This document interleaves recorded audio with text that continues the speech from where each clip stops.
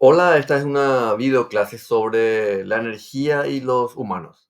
A lo largo de estos pocos minutos estaremos viendo una rápida mirada sobre el uso de la energía por parte de los seres humanos, breve historia, algunos conceptos fundamentales y finalmente lo que nos depara el futuro en términos de energía.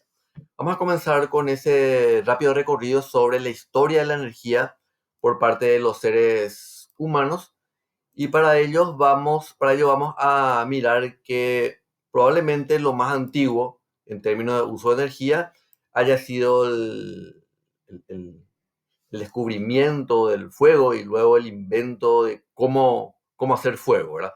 Una fuente de energía calorífica a partir de la combustión de vegetales. Entonces, probablemente esto haya sido uno de los comienzos sobre el uso de la energía por parte de los humanos.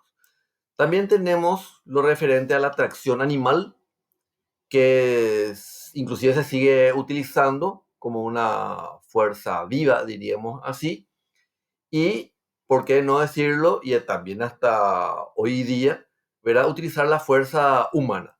Acá podemos ver nosotros cómo los historiadores descubrieron la manera en que fueron construidas las pirámides a partir de fuerza humana.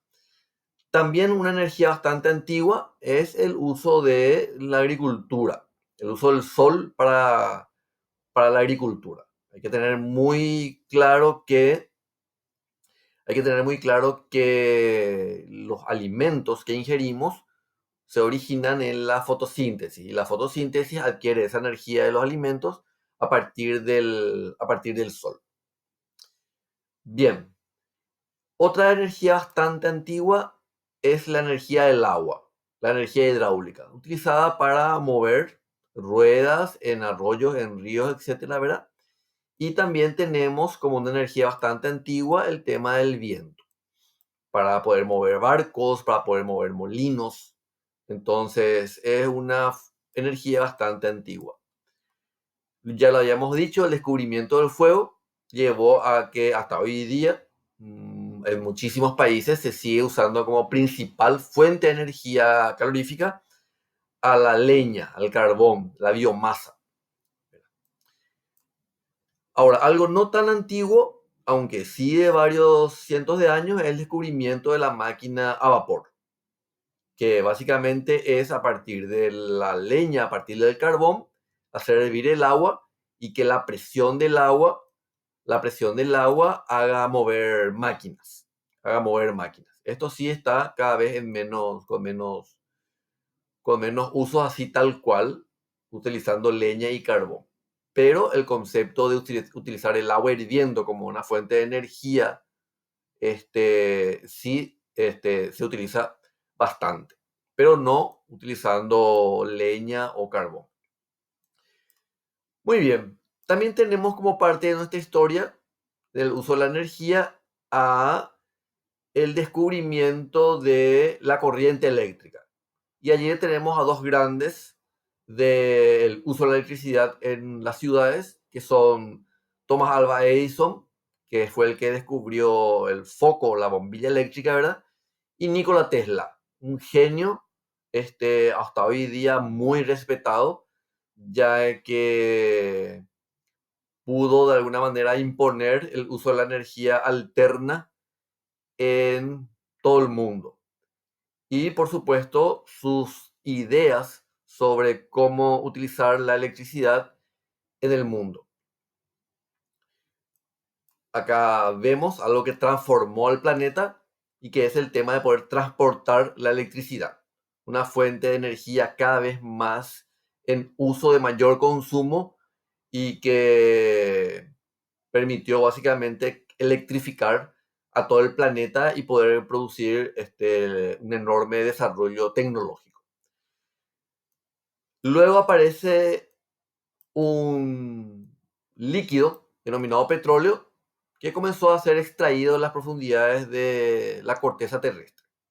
Este líquido de color oscuro, originado a partir de restos de seres vivos, tiene una característica muy importante que es la de poder combustionar y producir calor.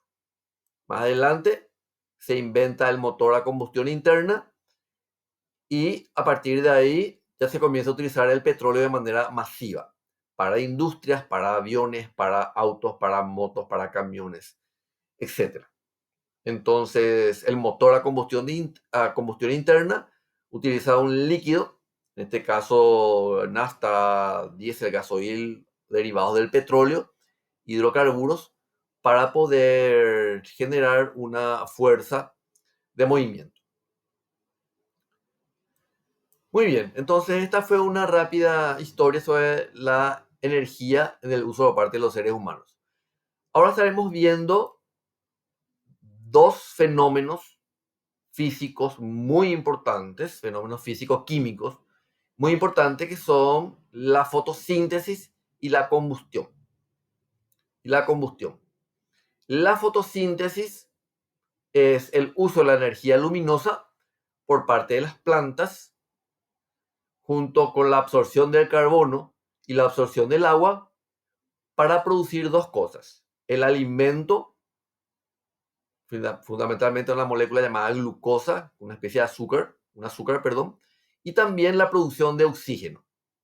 Antes de las plantas no había tanto oxígeno en el planeta. Al aparecer la fotosíntesis, entonces la atmósfera comienza a aumentar la cantidad de oxígeno.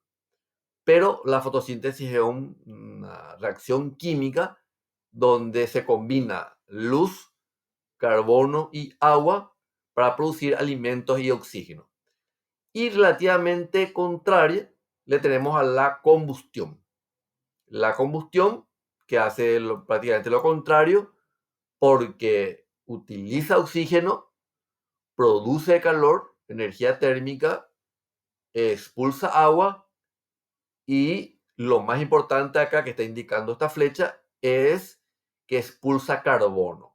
Y el carbono es una sustancia contaminante para la atmósfera. Si bien es utilizada también para la respiración de los seres vivos, en exceso este carbono se acumula en la atmósfera, como lo vamos a ver más adelante. Y una pregunta bastante importante: ¿qué ocurre si disminuimos la fotosíntesis y aumentamos la combustión? De esa manera, al disminuir la fotosíntesis, se va a absorber menos carbono y al aumentar la combustión, se va a producir más carbono. Por lo tanto, la atmósfera va a comenzar a contaminarse, que es lo que está ocurriendo actualmente. ¿Cuál es la diferencia entonces entre fotosíntesis y combustión? La fotosíntesis absorbe luz, la combustión expulsa calor, la fotosíntesis absorbe carbono, la combustión expulsa el carbono, la fotosíntesis absorbe agua, la combustión expulsa agua, la fotosíntesis expulsa oxígeno y la combustión absorbe el oxígeno. Muy bien, entonces estos han sido los conceptos básicos sobre diferencias entre fotosíntesis y combustión. Ahora vamos a profundizar eso que habíamos dicho recién. Antes había un equilibrio entre la producción de carbono y la absorción de carbono. Los océanos absorben carbono, las plantas por fotosíntesis absorben carbono, el suelo absorbe carbono. Y el petróleo contenía enormes cantidades de carbono, pero por debajo del subsuelo. Más adelante, ¿qué fue lo que ocurrió? Se comenzó a extraer el petróleo, sacando todo ese carbón allí almacenado al exterior, y se comenzó a deforestar, aumentando la cantidad de carbono en la atmósfera. Y de esa manera comenzó a producirse un desequilibrio por un exceso de gases con carbono. ¿Por qué el petróleo representa un problema para la atmósfera? Porque el petróleo forma parte de los llamados combustibles fósiles. Acá podemos ver una imagen del petróleo siendo extraído del subsuelo y podemos ver también al carbón. Todo esto se extrae junto con el gas, se extrae en las profundidades de la Tierra, a varios decenas de kilómetros de profundidad. El petróleo y el gas son utilizados como hidrocarburos Hidro viene de hidrógeno, carburo viene de carbono y se utilizan para la combustión, que producen enormes cantidades de carbono a la atmósfera. Y con la revolución industrial, esto llevó a una importante producción de carbono en la atmósfera que en este momento está siendo una preocupación a nivel mundial, ya que contamina la atmósfera y produce un fenómeno a nivel planetario que se conoce con el nombre de el efecto invernadero. El efecto invernadero. Como dijimos, la deforestación lo que hace es reducir la cantidad de plantas que absorben carbono y eso lleva a que el clima cambie. Los polos se derriten y la temperatura aumenta, generando un aumento también de incendios que a su vez colaboran con mayor cantidad de carbono en la atmósfera. Acá podemos ver, por ejemplo, las industrias, la manera en que contaminan, tirando carbono a la atmósfera, y no olvidemos de los autos, que también producen una enorme cantidad de carbono. A mayor demanda de combustibles fósiles para la movilidad y para la producción de electricidad, mayor contaminación si se utilizan combustibles fósiles. ¿Cómo es esto del efecto invernadero del cambio climático? Acá podemos ver nosotros en este dibujo cómo era antes. Los rayos del sol atraviesan la atmósfera y escapan al espacio. Por lo tanto, el calor no se retiene en el planeta. Pero luego, ¿qué es lo que ocurrió?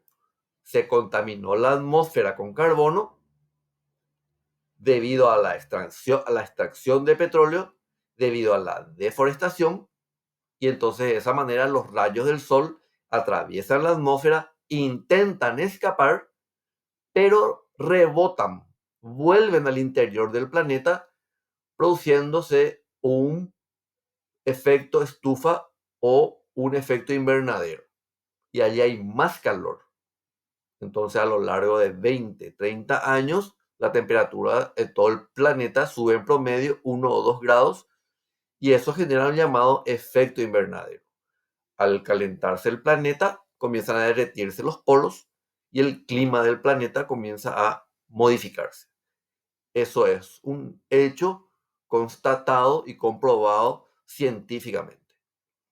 Por lo tanto, tenemos que replantear qué tipo de combustible, qué tipo de energía estamos utilizando y mudarnos a nuevas formas de energía. Hay que producir algo que se conoce con el nombre de descarbonización, que implica reducir el consumo de energía y de otras formas de emitir carbono, evitar quemar las cosas, evitar producir desechos, plantar árboles para absorber carbono, cambiar las energías convencionales, como por ejemplo el petróleo, mudarnos a energías no renovables y contaminantes a alternativas, es decir, que puedan renovarse y que sean limpias por sobre todas las cosas. ¿Qué podría ser en este momento lo que estamos utilizando en mayor medida en todo el planeta como una energía alternativa? Es utilizar el viento. Entonces tenemos generadores eólicos que producen grandes cantidades de electricidad. Se llaman campos eólicos. También estamos usando el sol con campos solares a partir de paneles solares. Enormes cantidades de paneles solares para producir electricidad. Y también se está modificando los autos, los vehículos. Se está cambiando a autos eléctricos. Acá podemos ver una marca conocida con el nombre de Tesla, que está produciendo una verdadera revolución en el uso de los autos eléctricos. Otra importante fuente de energía, bastante prometedora, si bien también tiene sus inconvenientes, ya que afecta a un recurso natural como lo es los cursos de agua, ríos, sobre todas las cosas, ¿verdad? Es la energía hidroeléctrica. Esta energía es bastante limpia, como dije, tiene un gran inconveniente que implica la inundación de extensas zonas que generalmente son bosques, áreas silvestres, y eso perjudica bastante a la ecología. Sin embargo, la naturaleza, perdón. Sin embargo, la energía hidroeléctrica es una fuente importante de energía y sobre todo es bastante limpia.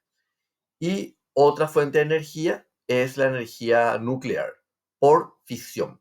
Si bien se utiliza desde 1950, los desechos, los peligros de que hayan terroristas, accidentes como el que ocurrió en Chernobyl, otras energías que podrían aumentar en el futuro es la energía geotérmica, que es obtener calor de las profundidades del planeta, aunque no todos los países tienen actividad volcánica cerca de su superficie. Islandia sí tiene. O también utilizar el oleaje de los mares, se llama energía mareomotriz. Son energías que pueden tener futuro, pueden aumentar en el planeta, ¿verdad? Otra forma de energía que puede llegar a representar un gran futuro es el hidrógeno. Producir el hidrógeno por electrólisis. Por supuesto, a partir de viento y el sol, para que sea un hidrógeno verde, no contaminante también, ¿verdad? Y terminando ya la videoclase, algo que también podría representar un futuro de la energía, que es el reactor de fusión nuclear.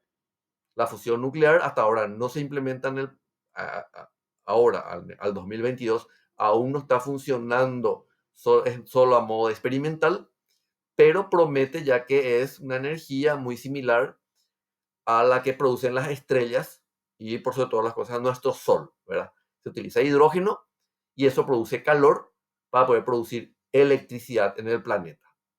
Así que la pregunta final y la reflexión es: ¿de dónde obtendremos más energías seguras y limpias para una humanidad en constante crecimiento tecnológico, lo cual tiene una enorme demanda de electricidad? Muy bien, eso es todo. Espero que esto les facilite la comprensión para conocer un poquito más sobre la energía y su uso por parte de los humanos. Y nos estaremos viendo en una próxima videoclase. Así que muchísimas gracias por la atención y chau, chau.